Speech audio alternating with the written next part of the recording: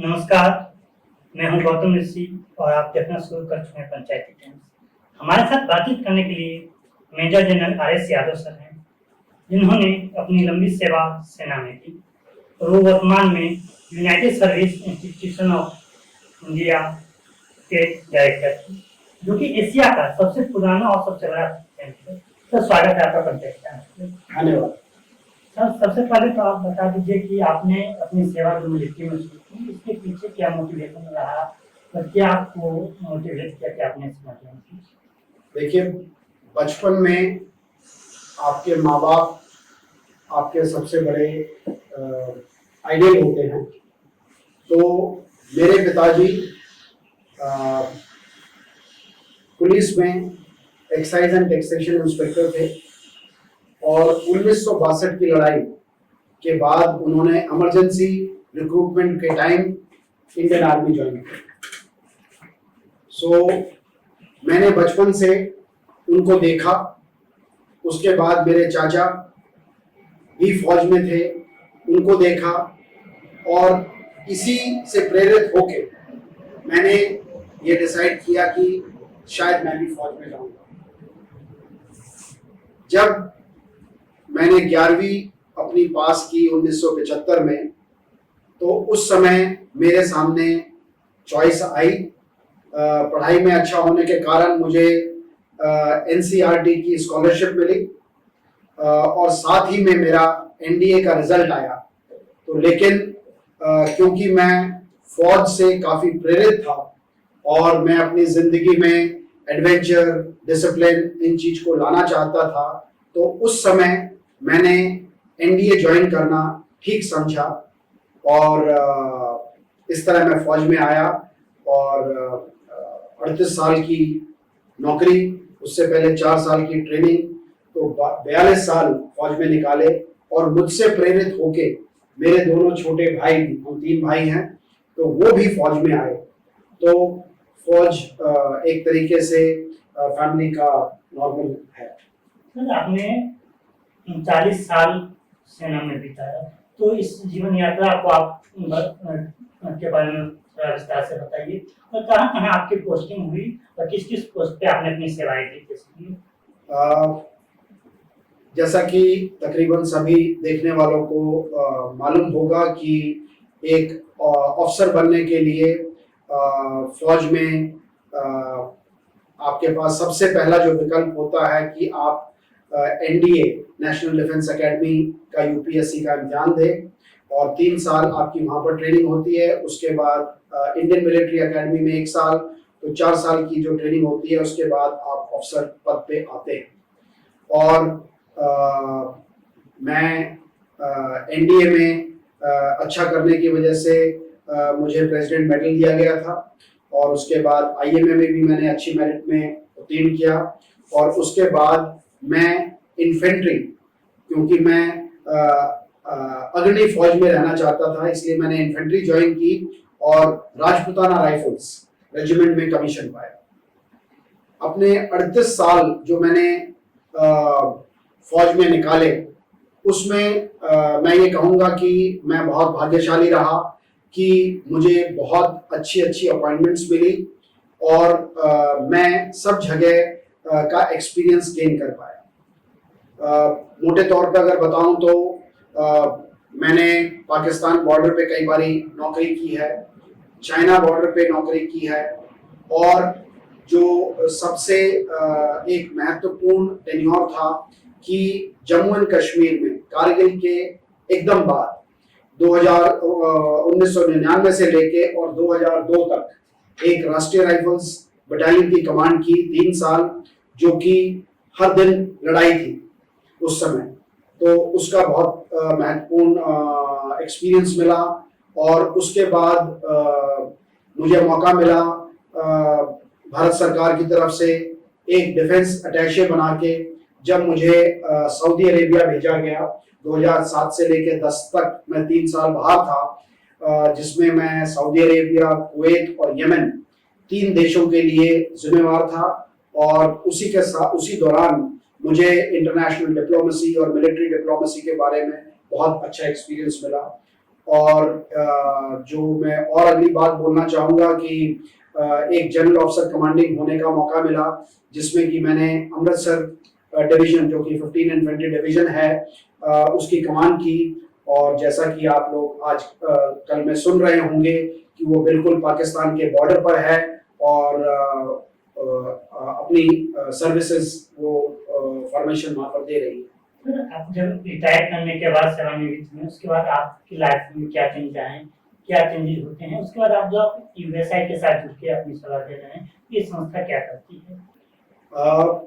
देखिए, अपने बारे में खास तौर से कि एक बारी सैनिक जो बन जाता है वो अपने आप को इस सैनिक से अलग नहीं कर पाता। तो आज की तारीख में अगर मैं सर्विस से रिटायर होने के बाद 8 साल बाद भी आपके साथ बैठा हूं और इस तरह से बात कर रहा हूं, तो एक सैनिक ही बोल रहा है। दिसंबर 17 में रिटायर हुआ। उसके बाद 1 साल मैं एक प्राइवेट यूनिवर्सिटी का वाइस चांसलर था।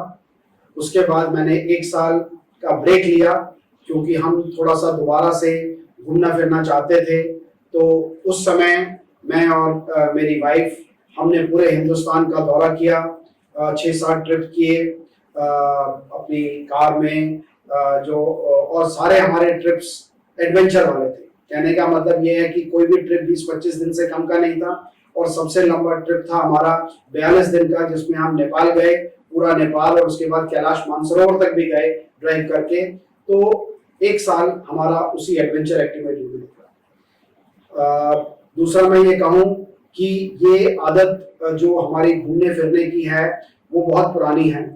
ये हमने 1988 में शुरू की थी कि हर साल अपनी सर्विस के दौरान हमने भारत का एक स्टेट विजिट किया प्लान करके। तो हमने हिंदुस्तान, भारत का हर एक वाइल्ड लाइफ सेंचुरी, हर एक हिल स्टेशन, हर एक मंदिर, मस्जिद, गुरुद्वारा सब हमने देखा हुआ और हमारे साथ साथ हमारे बच्चों ने भी देखा। उसके बाद जब कोविड शुरू हुआ 2020 में, तो उस समय क्योंकि घर पे बैठना पड़ा कुछ दिन, तो मैंने अपना दोबारा से एजुकेशनल इंटरेस्ट शुरू किया और कुछ आर्टिकल्स वगैरह लिखे। वो आर्टिकल्स बहुत अच्छी तरह रिसीव हुए और यूएसआई से मेरे को बुलावा आया कि आप यूएसआई क्यों नहीं ज्वाइन कर लेते।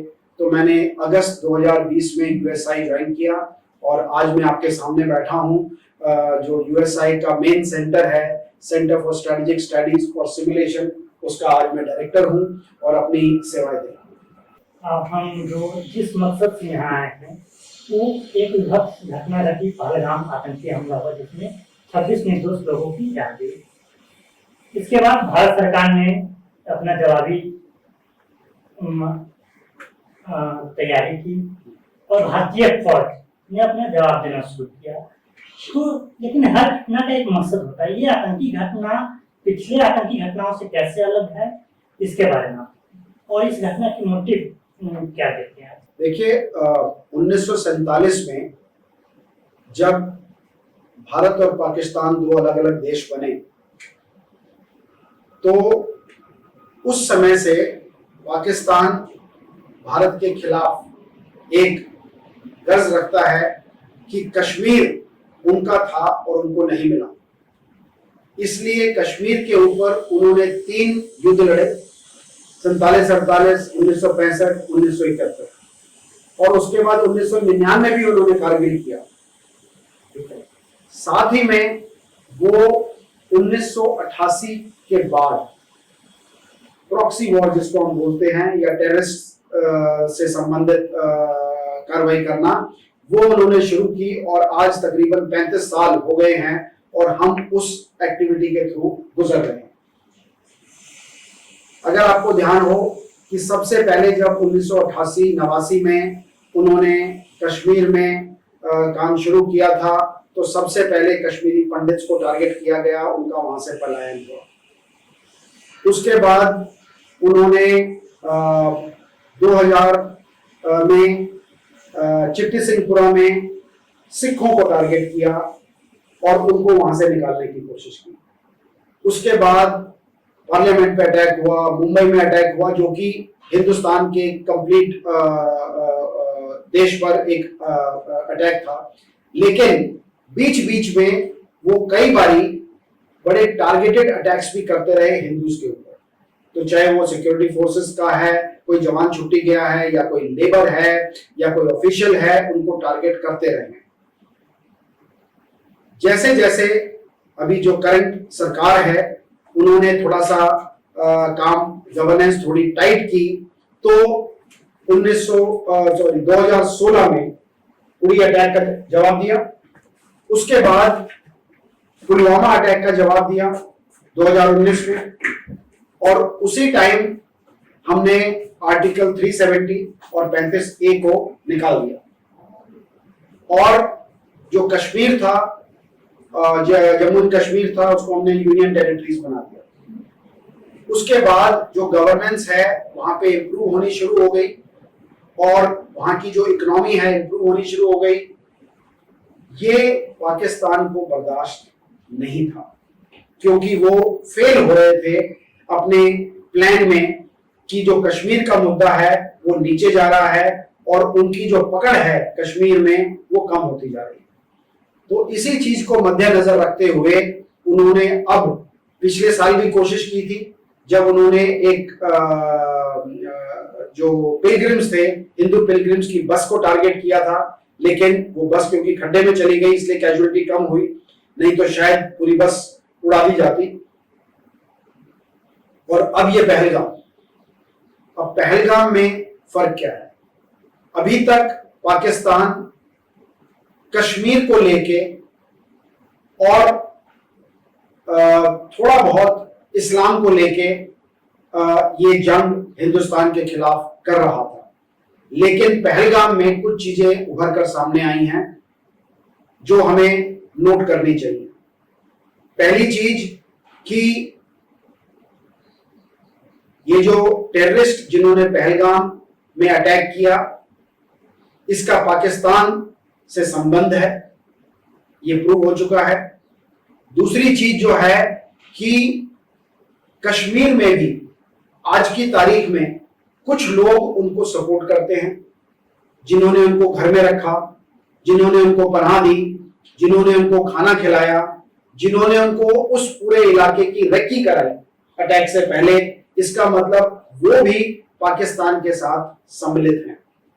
और जो सबसे बड़ी चीज देखने में आई कि आज तक वो अंधाधुंध गोली चला के टेररिस्ट अपना काम करके निकल जाते थे, लेकिन इस बारी उन्होंने खास तौर से हिंदुओं को अलग से छांटा।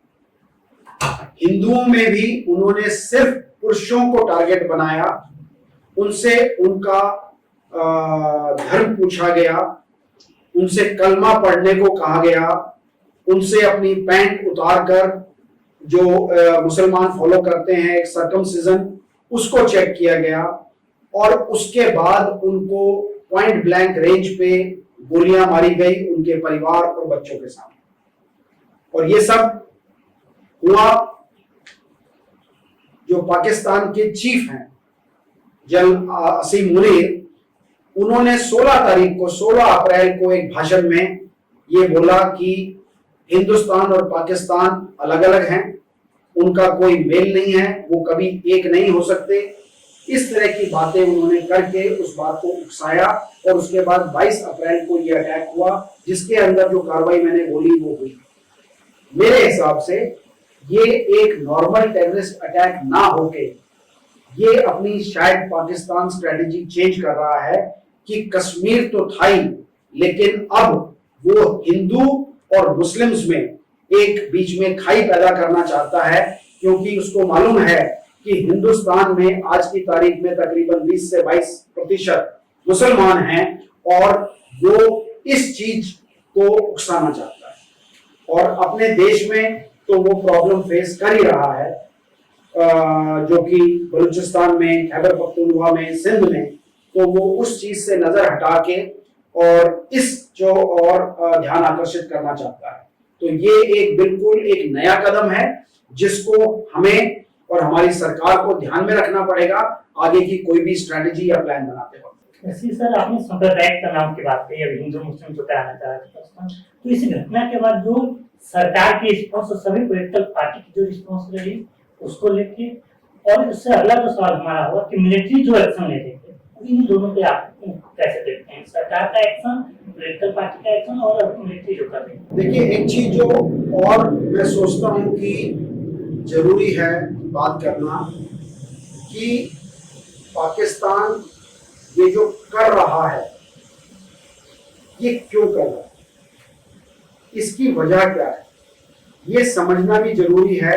क्योंकि अगर हम अपना ध्यान सिर्फ एक टेररिस्ट एक्टिविटी पे ले जाएंगे हमेशा की तरह और सिर्फ उसी के अगेंस्ट एक्शन लेंगे तो लंबे समय में शायद हमारी स्ट्रेटजी गलत हो सकती है। देखिए, पाकिस्तान 1947 से जब शुरू में बना तो उन्होंने बोला कि हम एक मुस्लिम समुदाय हैं और हमारा धर्म और हमारी प्रैक्टिसेस अलग हैं, तो हम हिंदुस्तान से अलग हैं। 1949 में उन्होंने एक ऑब्जेक्टिव रेजोल्यूशन पास किया जिसमें उन्होंने ये खास तौर से बोला कि जो सॉवरेनिटी यानी जो संप्रभुता है वो अल्लाह की लाइन में है। मतलब जो भी वो करेंगे या सरकार जो भी करेगी वो अल्लाह या उनके रिलीजन के ऊपर नहीं जा सकती, उसी के दायरे में उनको करना पड़ेगा। इसका मतलब उन्होंने जो अपनी गवर्नेंस है उसमें रिलीजन को, धर्म को एक बहुत बड़ी जगह दे दी और उसके बाद हमेशा उनकी चीजें उसी लाइन में चलती रही है। 1973 में उन्होंने अपने आप को एक इस्लामिक देश घोषित कर दिया और ये बोला कि सब चीज इस्लाम के अनुरूप होंगी और उसके अलावा हमें कुछ भी मान्य नहीं होगा। उसके बाद जो तीसरी चीज सामने आई है वो है कि कहने के लिए वो डेमोक्रेटिक हैं, लेकिन हमेशा उनका कोई ना कोई मिलिट्री लीडर उभर के आता है और एक तरह से मिलिट्री डिक्टेटरशिप उनके देश में रही है, तो एक वो फैक्टर आ गया। जो चौथा फैक्टर निकल के आया कि 1979 के बाद जब यूएस ने पाकिस्तान को इस्तेमाल किया रशिया के खिलाफ अफगानिस्तान में लड़ाई करने के लिए, तो वहां से पाकिस्तान जुड़ गया टेररिज्म के साथ और उस 10 साल में उन्होंने तालिबान क्रिएट किया और उसके बाद वो एक तरह से शुरुआत थी और पाकिस्तान एक टेररिस्ट का हब बन गया जो कि आज तक चला आ रहा है। और इसी के बाद जब 1988-89 में जब अफगानिस्तान का युद्ध खत्म हुआ तो उन्होंने इन सारे टेररिस्ट को कश्मीर की तरफ आगे बढ़ा दिया और पिछले 35 साल से वो यही काम करते जा रहे हैं। तो एक तरह से अगर मैं कहूं तो पाकिस्तान आज की तारीख में एक नॉर्मल देश ना होके एक कंफ्यूज देश है, क्योंकि 4 दिशा में वो बटा हुआ है। एक तरफ हिंदू मुस्लिम, एक तरफ इस्लाम के जो टेनेट्स हैं, एक तरफ मिलिट्री डिक्टेटरशिप, एक तरफ टेररिज्म। तो वो चारों तरफ से घिरा होने की वजह से वो कोई भी एक लेवल डिसीजन नहीं ले पाता और उसकी स्ट्रेटजी हमेशा अपने आप को सिर्फ एफ्लोट करने की रहती है। दूसरी जो कमी है वो शायद हमारे इंटरनेशनल ऑर्डर में है कि सबको ये मालूम होने के बाद कि पाकिस्तान एक कंफ्यूज स्टेट है, एक टेररिस्ट सपोर्टिंग स्टेट है, लेकिन कोई ना कोई उसको शय दिया जाता है, चाहे वो मुस्लिम देश हैं मिडिल ईस्ट के उसको सपोर्ट करते हैं, चाहे वो यूएसए है, चाहे चाइना है, उसको कहीं ना कहीं से सपोर्ट मिलता रहता है। इसलिए पाकिस्तान जो है वो शायद आने वाले दिनों में भी वैसा ही रहेगा और इस चीज पे हमें गौर करनी है। इसके बरखिलाफ हिंदुस्तान, भारत एक 5000 साल पुरानी सभ्यता है और जो हम आगे फॉलो कर रहे हैं वो हम अपने जो पुराने पूर्वज हैं जिन्होंने इतनी जिंदगी देखी उसके हिसाब से चल रहे हैं। इसमें मैं कहना चाहूंगा कि देखिए, हम पहले वैदिक काल से निकले, उसके बाद सिंधु घाटी सभ्यता से निकले, उसके बाद मौर्यज, उसके बाद गुप्ताज जो कि गोल्डन एज थी भारत की, और उसके बाद रिसेंट हिस्ट्री। तो इन सभी चीजों से निकल के एक जो खुल के चीज हमारे जो देश का एक थॉट है या जो एक स्ट्रेटजी है, वो कुछ चीजों पर निर्भर है। पहली चीज जो है फिलोसफिकल इंक्वायरी, यानी कि एक दार्शनिक तरीका हमारा हर चीज को सोचने का और करने का। दूसरी चीज जो निकल के आई है कि हम प्रकृति से जुड़े हुए हैं, भगवान ने हमें जो दिया है उसको हम मानते हैं और उससे मेल मिलाप रख के हम जिंदगी व्यतीत करना चाहते हैं। तीसरी चीज जो है कि हमने परिवार को हमेशा प्रभुत्व दी है, और क्योंकि एक परिवार से एक सोसाइटी बनती है, सोसाइटी से देश बनता है, और उस चीज को हमने हमेशा दी है। अगली जो चीज है कि हम सिर्फ अपने लिए नहीं सोचते, बल्कि हम पूरी सोसाइटी यानी कि पूरी जो समाज है उसको देख के बढ़ते। तो हमने जो चीज बोली है कि वसुधैव कुटुंबकम, हम पूरे धरती को अपना एक परिवार मानते हैं। हमने G20 जो हमारी सम्मिलित हुई थी उसमें भी हमने बोला one earth, one family, one future. तो जो हमारा एक दार्शनिक स्वभाव है या सोचने का ढंग है, भारत का बिल्कुल अलग है। हम किसी का बुरा नहीं चाहते, हमारे थॉट में किसी दूसरे की कोई चीज ना छीनने की, ना जमीन छीनने की कोई इच्छा है। तो हमेशा भारत जो है वो एक बड़ा सिविलाइजेशनल ढंग से काम करता है, ठीक है। लेकिन अब जो प्रॉब्लम है वो है कि पाकिस्तान एक बिल्कुल अलग तरीके से चलने वाला देश और भारत एक सिविलाइजेशनल स्टेट। तो हमें उसका जो गलत काम है उसको भुगतना पड़ता है। तो इस चीज को मद्देनजर रखते हुए जो अभी ये काम हुआ है, इसमें मैं बोलूंगा कि शुरुआत पाकिस्तान ने की 22 अप्रैल को। भारत ने बड़ा संयम रखते हुए 7 मई को 14-15 दिन बाद बड़े सोच समझ के उसने बड़ा संयम रख के 9 ठिकानों पर जहां पर टेररिस्ट के कैंप्स थे उन पे हमला किया और कार्रवाई बंद की। मैसेज सिर्फ ये देना था कि देखिए ऐसा नहीं चलेगा, हम टेररिज्म बर्दाश्त नहीं करेंगे, और अगर वो करेंगे तो हम उनको टारगेट करेंगे, जैसे कि हमने उड़ी और बालाकोट में किया था। लेकिन पाकिस्तान ने उससे अगला स्टेप उठाया, उन्होंने LOC के ऊपर गोलाबारी की, हमें उसका जवाब देना पड़ा, और कल उन्होंने उस लाइन को भी पार कर दिया और हमारे जो कई अग्रिम शहर थे 15-20, उन सबके ऊपर ड्रोन और मिसाइल से हमला किया, जिसका भारत को जवाब देना ही बनता है, क्योंकि एक बड़ा देश और एक सम्मानित देश होने की वजह से उसका जवाब तो हमें देना है। तो हमारी जो स्ट्रेटजी है आज की तारीख तक, वो एक संयम कैलकुलेटेड रिस्पॉन्स है, जिसमें हमने कोई भी ऐसा कदम नहीं उठाया जो कि हमें इंटरनेशनल एरिना में गलत दिशा में मतलब देखना पड़े या कोई हमारे बारे में गलत समझे।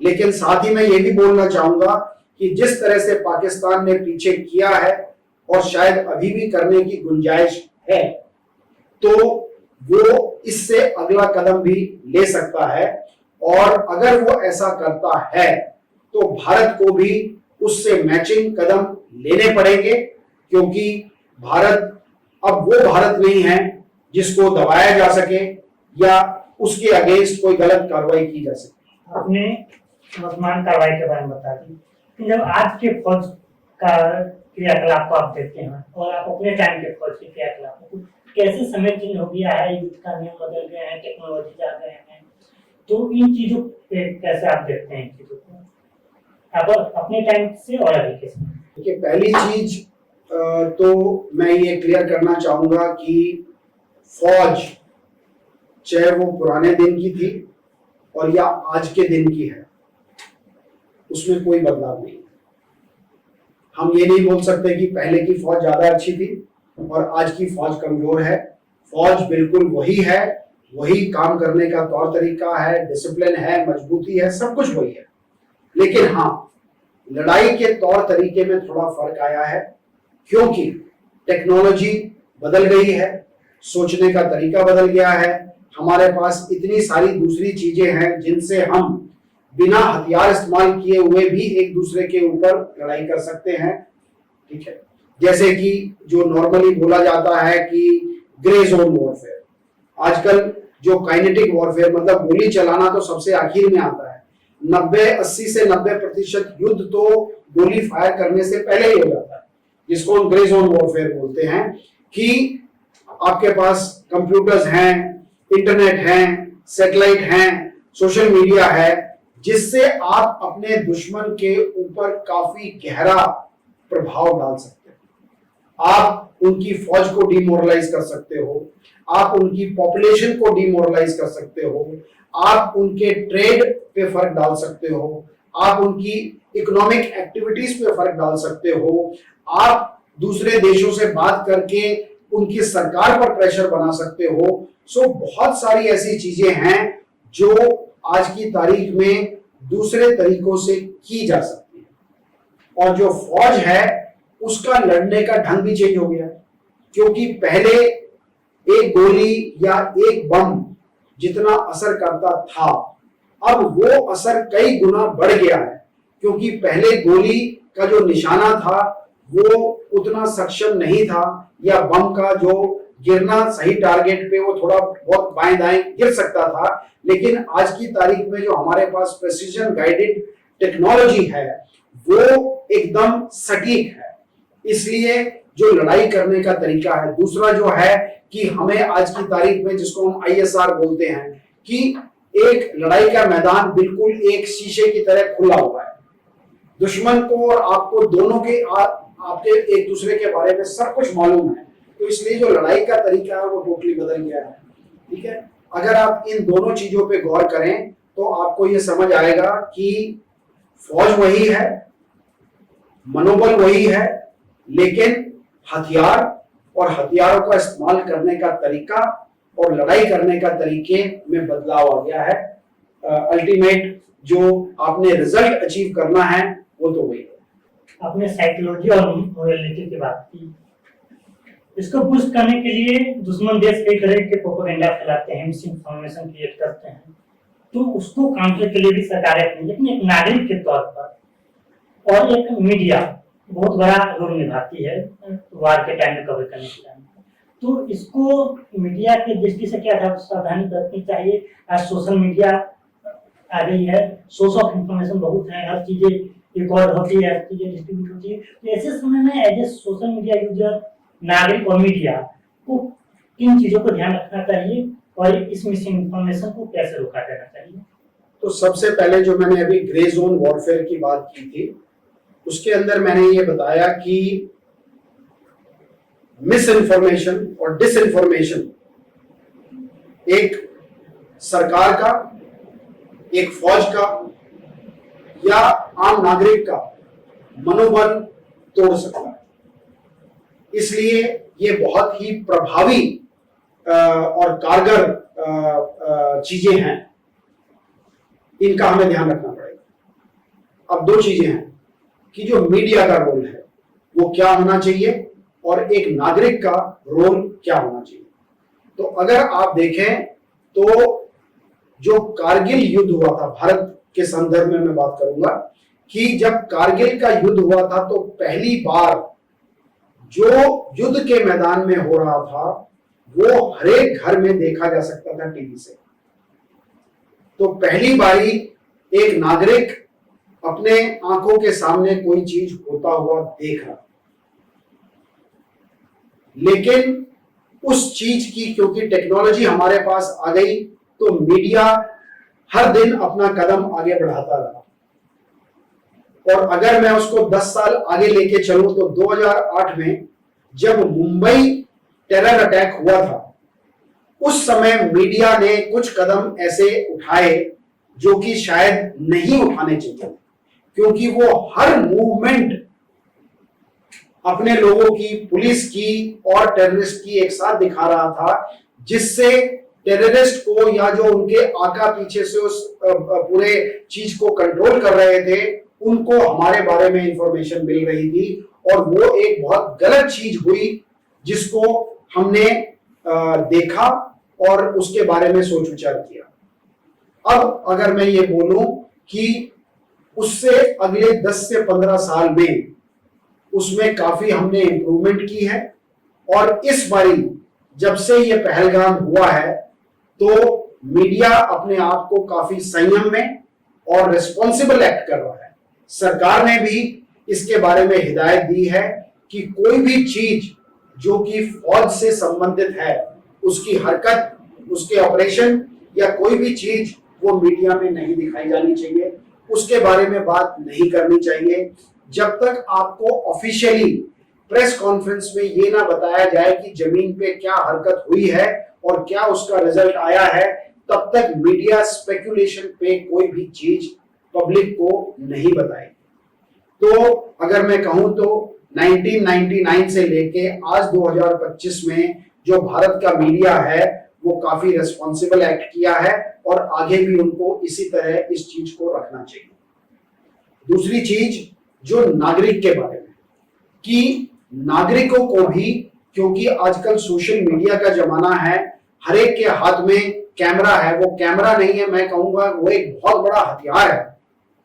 अगर हम उसको सही इस्तेमाल करेंगे तो ठीक रहेंगे, अगर हम उसका गलत इस्तेमाल करेंगे तो प्रॉब्लम हो सकती है। हम कोई भी फोटो खींच के कहीं भी डालते हैं बिना सोचे समझे कि इसका दूसरे आदमी पे क्या असर होगा। ठीक है, वो फोटो गलत भी हो सकती है, सही भी हो सकती है। कोई भी मैसेज आता है उसको बिना सोचे समझे हम फॉरवर्ड करते हैं।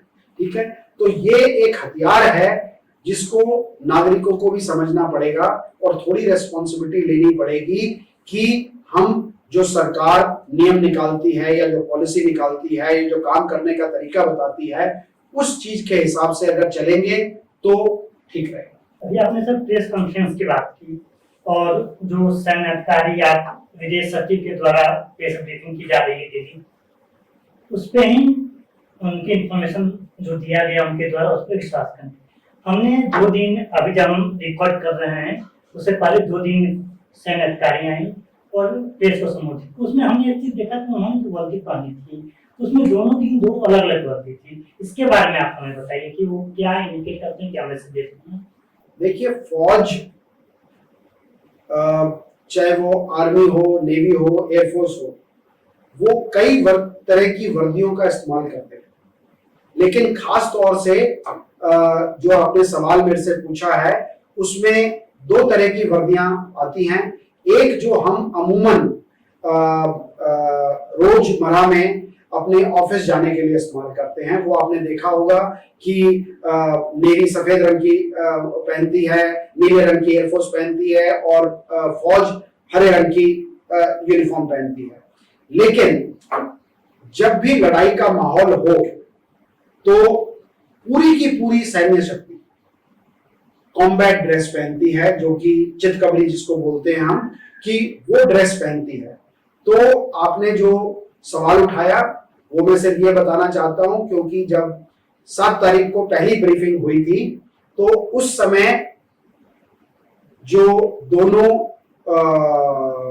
नारी ऑफिसर्स थी जो कि फॉरेन सेक्रेटरी के साथ प्रेस कॉन्फ्रेंस में आई थी, उन्होंने अपनी नॉर्मल पीस टाइम की वर्दियां पहन रखी थी, नीले रंग की और हरे रंग की। लेकिन जब फौज की कार्रवाई बढ़ गई और ये अंदेशा हुआ कि अब हम एक लड़ाई के माहौल में आगे बढ़ रहे हैं, तो फौज के ऑर्डर के मुताबिक वो वर्दियां चेंज हो गई और ऊपर से लेके नीचे तक सबने कॉम्बैट धारण कर लिया। आप सब लोगों ने टीवी में देखा होगा कि जब राजनाथ सिंह जी जो हमारे डिफेंस मिनिस्टर हैं, उन्होंने भी जब आज सुबह एक मीटिंग बुलाई थी, उसके अंदर CDS, army chiefs, navy chief, air force chief सब ने कॉम्बैट धारण की हुई, क्योंकि उस समय ऊपर से लेके नीचे तक एक सीडीएस से लेके और आखिरी जवान तक सब एक ही यूनिफॉर्म पहनते हैं, ताकि हम सब मिलजुल कर और लड़ाई के माहौल में काम कर सकें। कुछ क्वेश्चन है जो मुझे बहुत ही उत्साहित कर रहा है पूछने के लिए। जब कल एक समाचार आया कि 15 सालों पे परसों रात को आक्रमण किया पाकिस्तान ने, लेकिन एक भी आक्रमण सफल नहीं हो पाया। ये भारतीय डिफेंस सिस्टम जो है, डिफेंस सिस्टम, उसकी कामयाबी को दिखाता है। वहीं दूसरी तरफ रक्षा मंत्रालय के द्वारा जो ब्रीफिंग की गई बेसिकली, उसमें बताया गया कि हमने लाहौर स्थित एयर डिफेंस सिस्टम का खात्मा किया। तो ये दोनों देश के सैन्य जो समान है एयर डिफेंस सिस्टम है, क्योंकि पाकिस्तान को हमेशा से सपोर्ट पहले अमेरिका देता रहा, अब रुका है और अब चीन देता है। तो उसकी नाकामयाबी को आप कैसे देखते हैं, चाइनीज जो सपोर्ट है और भारत के एयर डिफेंस सिस्टम, इसको लेकर? देखिए, इसको मैं स्पेसिफिक्स में नहीं जाऊंगा क्योंकि वो आज की तारीख में ठीक नहीं होगा, लेकिन मैं सिर्फ आपको और देखने वालों को सिर्फ ये समझाना चाहूंगा कि हर देश अपने सेना के लिए अलग अलग तरह के हथियार और इक्विपमेंट लेता है, अपनी काबिलियत के मुताबिक, अपनी जरूरत के मुताबिक। लेकिन हर एक इक्विपमेंट के और हथियार की काबिलियत में फर्क होता है। जो राइफल हिंदुस्तान की फौज इस्तेमाल करती है और जो राइफल पाकिस्तान की फौज इस्तेमाल करती है, उसमें फर्क हो सकता है। कितने राउंड उसकी मैगजीन में आते हैं, उसकी मारक दूरी कितनी है, उसकी एक्यूरेसी कितनी है, उसमें फर्क है। इसी तरह अगर हम टैंक लें, क्यों बोला जाता है कि ये टैंक उस टैंक से अच्छा है, क्यों बोला जाता है कि ये ट्रक इस ट्रक से अच्छा है। इसी तरह जो आपने एक एयर डिफेंस की बात की, वो उसकी काबिलियत भी अलग अलग है।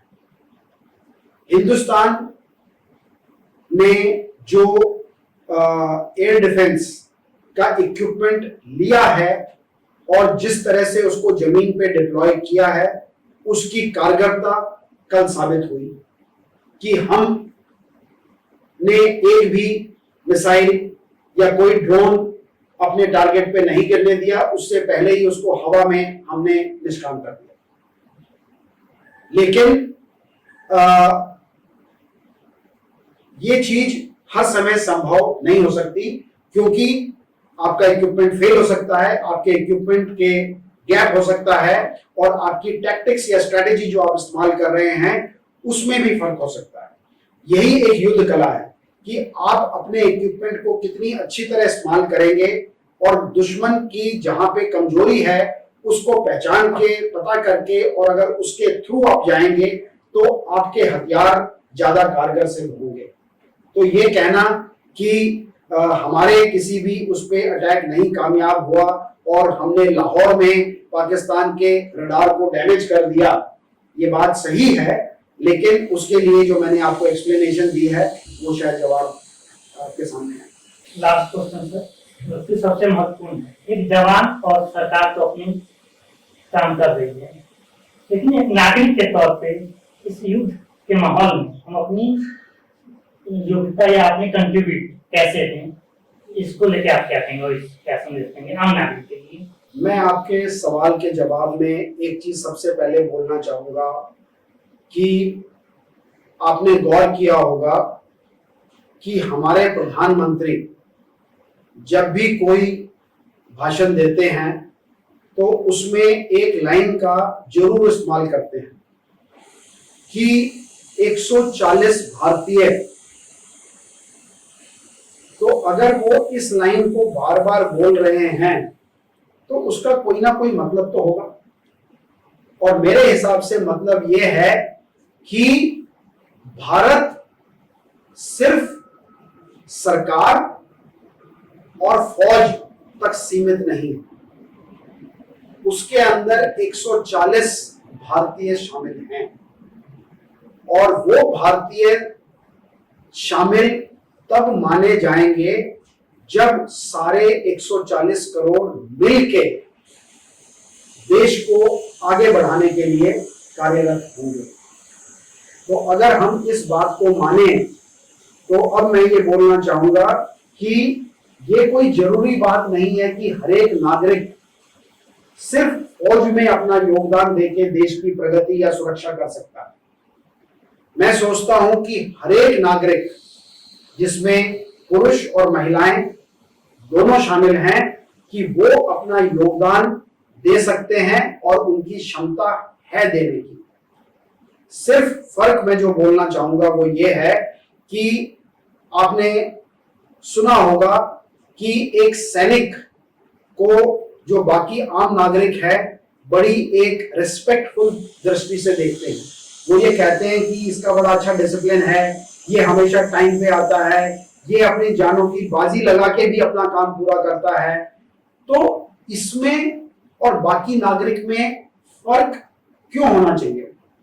ये हमारी गलत सोच है कि एक जवान ही अपने देश के लिए अच्छा कर सकता है। जवान या सिपाही अपने देश की सुरक्षा के लिए काम कर रहा है, लेकिन मैं ये समझता हूं कि अगर देश का हर एक नागरिक एक सैनिक के जो गुण हैं उनको अगर अपना ले और अपने अपने फील्ड में उन्हीं गुणों को इस्तेमाल करके सब जगह अच्छा और सुचारू रूप से काम करे तो देश कहां से कहां पहुंच जाएगा। तो चाहे वो एक टैक्सी ड्राइवर है, उसका काम बनता है कि वो किसी से ज्यादा भाड़ा ना ले, जो भी नागरिक या पैसेंजर उसकी टैक्सी में या ऑटो में बैठता है उसके साथ गलत व्यवहार ना करे, वो एक सैनिक हो जाएगा, क्योंकि वो ना गलत व्यवहार करेगा और ना करने देगा। अगर एक आप फैक्ट्री में जाते हैं तो एक मजदूर का, फैक्ट्री वर्कर का ये काम है कि वो अपने काम को ठीक तरह समझे, फैक्ट्री में सही टाइम से पहुंचे, ज्यादा छुट्टी ना ले, हड़ताल ना करे, कभी भी गलत थोड़ा सा उसकी मांगे अगर पूरी ना हो तो पब्लिक प्रॉपर्टी का या फैक्ट्री का नुकसान ना करे और अपने परिवार की देखभाल करे, तो वो भी एक सैनिक की तरह काम कर रहा है। अगर हम घर में आते हैं तो हमारी जो महिलाएं हैं, चाहे वो एक माँ है, चाहे एक बहन है या बेटी है, वो अपना काम कर रही हैं, लेकिन उनको उनका दर्जा देना, उनकी इज्जत को बचा के रखना और उनको एक रास्ता बनाना उनके लिए ताकि वो भी बराबर का योगदान दे सके, तो ये एक नागरिक का काम है। तो मेरा मैसेज सिर्फ देखने वालों को और सारे भारतवासियों को यही है कि हर घर दुर्ग और हर घर सिपाही, इसको मैं समझाने की कोशिश करता हूं कि अगर एक परिवार, जो मैंने आपसे पहले बात की कि अगर एक परिवार बहुत सक्षम और जुड़ाव हुआ है, स्ट्रांग है, तो वो हमारे पूरे भारत देश की नींव है और हमारा हर घर एक दुर्ग यानी कि एक फोर्ट बन सकता है जिसके ऊपर कोई दूसरा आदमी अटैक नहीं कर सकता। और दूसरा कि हर घर सिपाही, ये जरूरी नहीं है कि फौजी ही सिपाही है, हर नागरिक सिपाही है। तो अगर हर घर में सिपाही होगा तो कभी भी हमारे ऊपर कोई आंच नहीं आएगी। तो हर घर दुर्ग और हर घर सिपाही का अगर एक मैं मैसेज छोड़ूं तो यही मैं अपने देखने वालों को और भारतवासियों को बोलना चाहता हूं कि अगर हम ये प्रिंसिपल अपना लें तो भारत, जो हम एक सपना देख रहे हैं विकसित भारत 2047 का, वो हम इन शायद 25 सालों से भी पहले अचीव कर पाएंगे और पूरे विश्व में अपनी एक धाक जमा पाएंगे। धन्यवाद सर हमसे बातचीत करने के लिए। हमने बातचीत में कुछ चीजों का ख्याल रखा, ज्यादा स्पेसिफिकेशन में नहीं गए क्योंकि अभी युद्ध का माहौल है। इस बातों को ध्यान रखते हुए बहुत सारी इंसाइट आपने दी। थैंक यू सर हमसे बातचीत करने के लिए। बहुत बहुत मेहरबानी। जय हिंद, जय भारत।